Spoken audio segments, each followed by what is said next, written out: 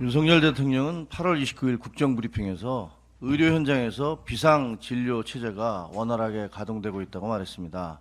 하지만 대통령은 어젯밤 의정부의 한 병원을 찾아가 정부의 수가 정책이 의료 현장의 어려움을 충분히 반영하지 못했다고 유감을 표시했습니다. 절대로 그런 일이 있으면 안 되겠지만 대통령이 아무 문제 없다고 장담한 뒤에 응급실이나 수술실에서 사고가 터지면 사태는 정말 심각해질 겁니다.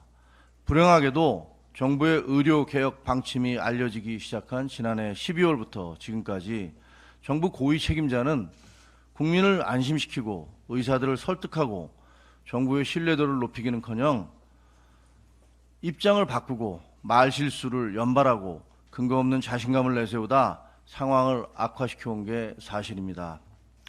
해마다 의사를 2,000명씩 증원하는 건 바꿀 수 없다더니 반발이 격렬해지자 2025년에는 1,500명만 늘리기로 했습니다. 2026년부터는 다시 2,000명씩을 증원한다더니 이것도 협상이 가능한 걸로 바뀌었습니다. 전공의 처벌과 의대생 유급도 위협, 사정, 눈치 보기를 거듭하다 이젠 어쩌겠다는 건지 알 수가 없습니다. 이쯤 되면 애초에 왜 2,000명이란 숫자를 고집해 혼란을 자초했는지 이해하기 힘듭니다. 상황을 악화시키는 무책임한 발언이 난무한 것도 뼈아픈 실책입니다. 의식불명이나 마비 상태가 아니고 고열, 복통, 출혈 정도는 경증이니까 응급실에 가지 말라는 주장에 동의할 국민이 얼마나 될까요? 그게 큰 병의 전조 증상이 아니라고 누가 장담할 수 있습니까? 의사 증원은 정부 정책이니 의사들과 합의할 이유가 없다고 말하면 의사단체가 협조하겠습니까?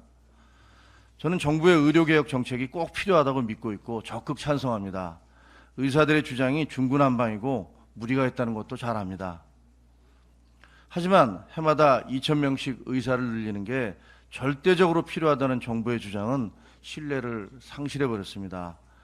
정부의 의료개혁은 어렵게 시작됐고 또 꼭 성공해야 합니다. 그렇다면 특단의 대책이 필요합니다. 그 시작은 책임질 사람이 책임을 지는 것이라고 믿습니다.